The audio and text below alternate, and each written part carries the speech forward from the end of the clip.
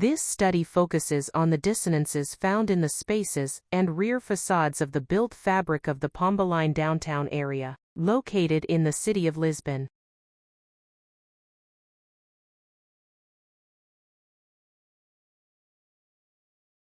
Lisbon is the capital of Portugal, is one of the oldest cities in Europe, with its origins tracing back to around 1200 BC. Its strategic location on the northern bank of the Tejo River has played a fundamental role in shaping the city's historical, economic, and cultural development over the centuries. Lisbon has evolved into a unique urban landscape, where tradition and modernity coexist. Its architectural heritage, including the iconic Pombaline Downtown.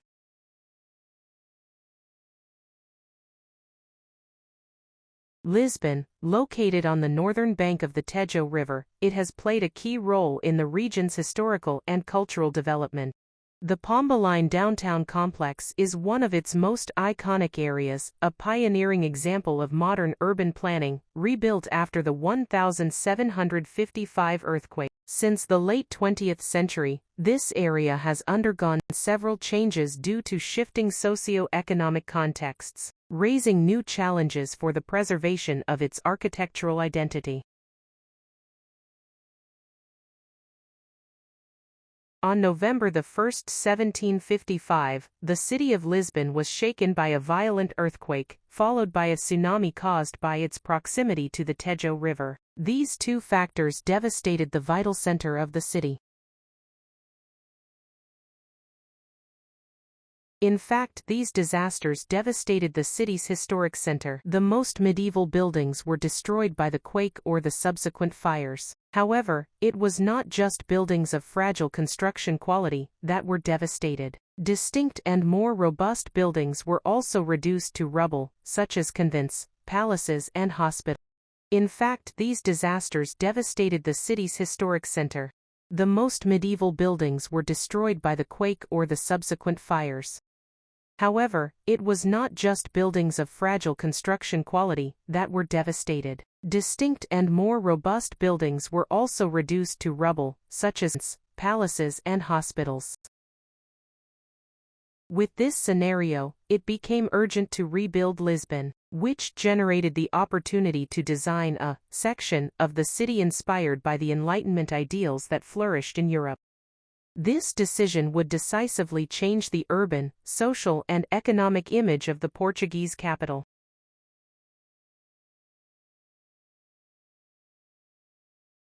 Among the various proposals presented, the plan chosen for Baixa Pombalina was that of Eugenio dos Santos and Carlos Martel, dating from 1758. This plan reformulated the affected area into a bold space of the Portuguese Enlightenment, with an orthogonal urban grid, articulated built spaces of notable architectural quality with large, pleasant, and harmonious public spaces. Eugenio dos Santos and Carlos Martel proposed that public spaces, characterized by geometric and regular features, be organized into squares, streets, and cross streets, with building facades following symmetrical and standardized architecture.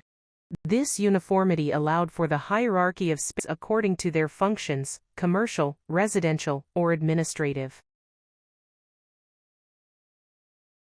Another innovative aspect was the introduction of hallways, small, long, and narrow courtyards inside the blocks. These were not designed as places to stay, but as service spaces, guaranteeing health and safety in the homes. Despite their small size, the hallways are of enormous importance, as they create voids and articulate the interior space of the blocks with the buildings.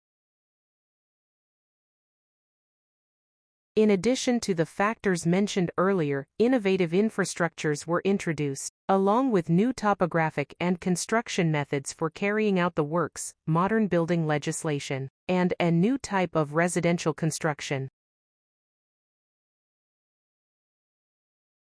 In addition to the factors mentioned earlier, innovative infrastructures were introduced, along with new topographic and construction methods for carrying out the works, modern building legislation, and a new type of residential construction. The Pombaline Downtown complex has gradually been overtaken by intensive tourism, leading to the loss of its authentic urban practices and habits.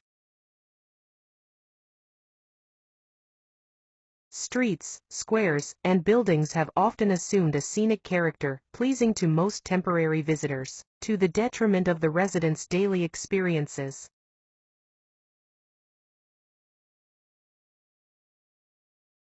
This tourist growth in Pombaline Downtown has led to gentrification and the replacement of traditional commercial activities with establishments aimed at tourists, such as hotels and souvenir shops.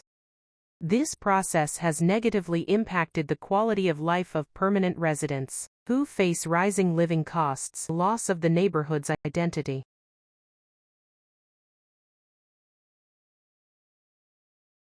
It is urgent to implement a requalification process that incorporates daily needs, habits, and memories, ensuring an authentic urban experience. The requalification should balance the tourist function with local residential and commercial use, preventing social districtorization and real speculation that could compromise the area's identity.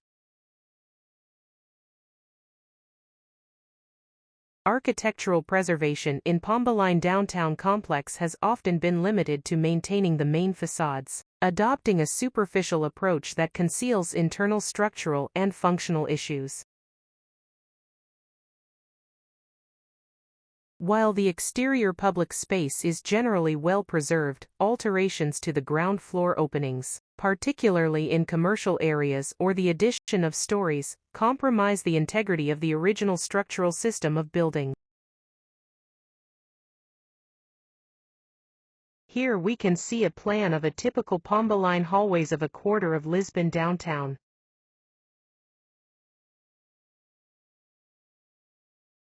Here's a small sample of how the hallways of the Pombaline complex in the historic center are currently situated. The hallways are essential elements of Pombaline morphology and are among the most neglected areas of downtown complex. Their hidden location, within the blocks and away from direct perception of the road, contributes to their state of abandonment and depreciation, as you will notice. In these images, we can see that the lobby is occupied with illegal constructions, makeshift structures, and that the building's walls are cluttered with disorganized sewage and exhaust duct installations, which compromise the building's appearance, health standards, and safety. In these areas, it is also common to find garbage accumulation and a lack of maintenance, which further worsens the degradation of these spaces.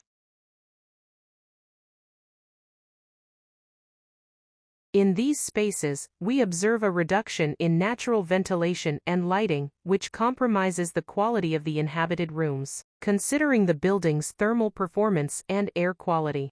In addition to these issues, we also notice the loss of character of the building's facades due to the enclosure of balconies, alteration of windows and doors.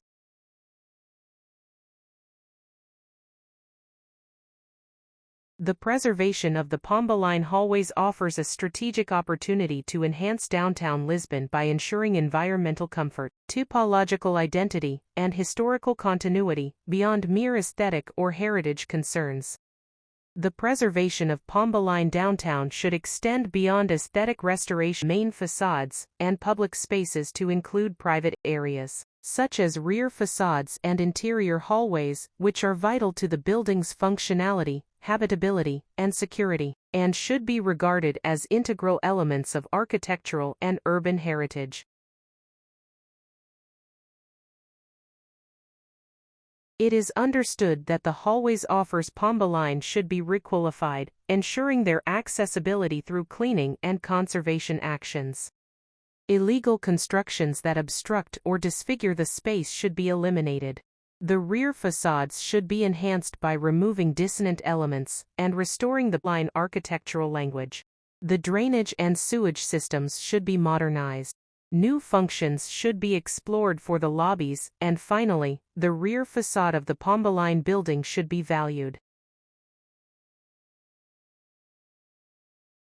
Finally, it is essential that asset management is continuous and coordinated, involving public and private institutions and civil society. In order to ensure effective supervision, periodic maintenance and planned intervention. Only in this way will it be possible to preserve the authenticity and historic value of Baixa Pombalina, ensuring its continuity as a unique example of urban planning and architectural history.